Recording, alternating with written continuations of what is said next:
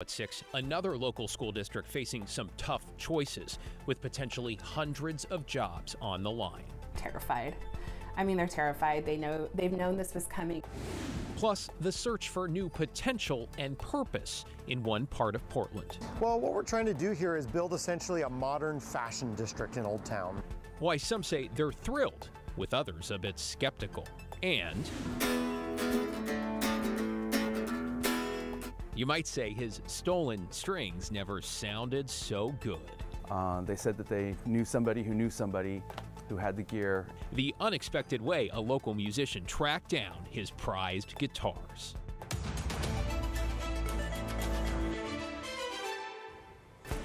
Thanks for joining us. I'm David Molko. We begin at 6 with one of the biggest school districts in Southwest Washington, now planning to cut tens of millions from its budget, and with that, hundreds of jobs. Let's get right to Thomas Schultz live at Vancouver Teachers Union offices. Thomas, what's behind all these cuts? Yeah, well, David, one of the reasons is falling enrollment, which the superintendent says is leading to less money coming to Vancouver public schools. So he says that the state is already inadequately funding school districts statewide. Now, despite those reasonings, this decision to cut more than 200 jobs has led to panic district-wide. All these budget cuts seem to be coming right exactly at the teachers. Days after Vancouver public school staff found out hundreds of positions could be cut, the school board approved the plan, shedding $35 million from its budget next year. And in the last week after the announcement of the VPS cuts, it has felt completely demoralizing. Much of those budget cuts will impact teachers. Our cuts are over 50% of this $35 million cut. Jamie Anderson is the president of the Vancouver Education Association. She says hundreds of educator positions could be lost, a decision which has shocked teachers. They're terrified. I mean, they're terrified. They've known this was coming. It's kind of been a slow rip of the Band-Aid, just waiting for it to happen. Guidance counselor, teacher librarian, paraeducator, and other positions will be slashed too. And Anderson's concerned students' education will be curtailed. We want our students to get all the support they need, but when you're going to look at increase in class sizes and you're looking at already an increased need of our students, it's terrifying to me. Vancouver Public Schools denied our interview request, though at Tuesday's board meeting, board members say the cuts are necessary due to falling enrollment. Our birth rates are going down, and this has been a trend that we've been following. And a lack of state funding. And you can see back in 2019-20, the state funded 81% of each staff member's salary, and now we're down to 65%. And while district office personnel will be cut and Superintendent Jeff Snell plans to slash his own salary, he acknowledges there's no way to cut $35 million without affecting classrooms. Unfortunately, we'll see higher class sizes as a result of this, leaving people like Anderson worried for what's in store next year. It just is a lot. Now, Anderson also says that on Friday that staff members will be notified if positions will be cut for next year. David? Yeah, so much uncertainty. All of these challenges, not just in Oregon or a Washington problem at all. Thank you, Thomas. Meanwhile, staying in Washington, the Evergreen Public School District in Vancouver as well is facing major budget cuts. It's looking at a shortfall of nearly $20 million. Some of the things that could be going there: fifth grade orchestra, security, elementary school librarians, and some paraeducators and intervention specialists. The superintendent there, John Boyd, also says the district is looking to cut 30 positions from the district office. The board plans to meet for a vote on cuts later this month.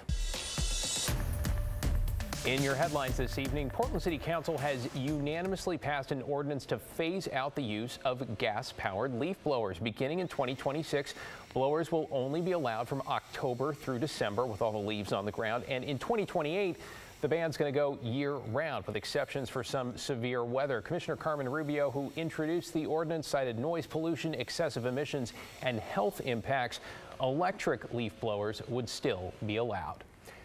The U.S. Supreme Court is set to hear arguments in late April in an Oregon case that could have a major impact on how cities are able to deal with homelessness. This case originated in Grants Pass, where homeless people sued the city, saying its anti-camping ordinances violated their constitutional rights. Now, after a lower court sided with the plaintiffs, the city appealed to the Supreme Court with the support of several major cities, And California's governor, a Supreme Court ruling would likely follow in June. Portland is now 3 weeks into a program to connect homeless people with outreach workers using the 311 hotline. We checked in on progress today and found the city has added nearly 400 names to their outreach list. Now, when someone calls 311, they answer a few basic questions and then they're put on a list. It takes one of the 6 city outreach workers about 3 to 4 days to try to find them. The mayor's office tells us the program has already helped multiple people get into shelter, but they did not give us a specific number. In Idaho, the state Supreme Court has rejected an effort by the man accused of killing 4 University of Idaho students to have his grand jury indictment tossed out. Brian Koberger's lawyers allege the grand jury was given inaccurate instructions and heard inadmissible evidence, among other things. A trial date for the November 2022 murders has not yet been set. A hearing on the defendant's request to change the trial venue is set for May. And TriMet is proposing an annual budget that makes nearly 10% in cuts. This is for the fiscal year starting this July. The change is largely due to a drop in capital investments, with the bulk of the work on the Better Red project now wrapping up. Now, on the income side, revenues from passenger fares are projected to climb some 11% due to the 30-cent fare hike that took effect in January. TriMet also expects ridership to jump by more than 8%. Matt? Temperatures are going to jump by like 18 degrees over the next couple of days. It's really going to be amazing. Here's Mount Hood for you right now from our camera in the Dalles. 53 degrees there. The coast is clearing off. We have some scattered high clouds, but not a big deal. 50 degrees, and we are in for a chilly night. So we've been talking about this warm weather that's on the way, and it still is. But tomorrow morning is going to be chilly, so don't let that fool you into thinking that the warm weather is not going to come, because it will. We'll have frost, widespread frost tomorrow morning throughout the western valleys. Even the coastal valleys likely to be frosted over. But that's going to melt away by mid-morning, and by later in the afternoon, we push into the 60s tomorrow. And will it be warm and clear for the rest of winter? Well, it will, because winter ends on Tuesday night. So every single day before then will be dry, and we're really going to begin to warm things up starting tomorrow after that chilly start. In fact, we got a string of 70-degree days on the way. The most we've ever done consecutive 70s in the month of March was 5. Done that twice, 1978, 1941. Been a while, right? What about 4 consecutive days in the 70s in March? That's only happened in 7 years, and the records go back to 1938. So, do the math on that, carry the one. It's about 85 years of records, right? And the last time we had 4 straight days in the 70s in the month of March in Portland was back in 2005, so nearly 20 years ago. So it really is a remarkable stretch of weather that's on the way. Tomorrow we're in the 60s after a frosty start. More on the warm spell in a bit. David, back to you. A lot of folks going to be big fans of that forecast. Thank you, Matt. All right, we are 236 days out from Election Day, with President Joe Biden and former President Donald Trump now securing the delegates to clinch their respective party nominations after yesterday's primaries in Georgia, Mississippi, and Washington. Now, in Washington, President Biden has grabbed 87% of the vote in the Democratic primary. On the GOP side, former President Trump won about 74% of those votes. Biden and Trump are now the presumptive nominees. The parties, of course, finalized their choices at their national conventions in Chicago and Milwaukee this summer. Meanwhile, Oregon's presidential primary ballot is now set, with Biden and Marianne Williamson on the Democratic side. If you're a registered Republican, by the way, only one choice on the ballot. A reminder, Oregon has a closed primary, which means you need to be registered with the party and you can only vote in your party's primary. There is still time here. The deadline to register to vote is April 30th, primary day, Tuesday, May 21st. Well, now to an update on a local musician who lost 7 of his prized guitars, adding up to more than $10,000 of equipment, and you might say a lot of memories. Let's get to Joe Ranieri in the newsroom. Joe, fingers crossed, it sounds like you got some good news here. Did he get it all back? Well, pretty much. Well, Colin Hegna had some very high-end guitars stolen when his studio was broken into a couple of weeks ago. Thanks to one Good Samaritan and social media, he was able to get most of his equipment stolen back. There is no sweeter feeling than being reunited with something you thought was lost forever.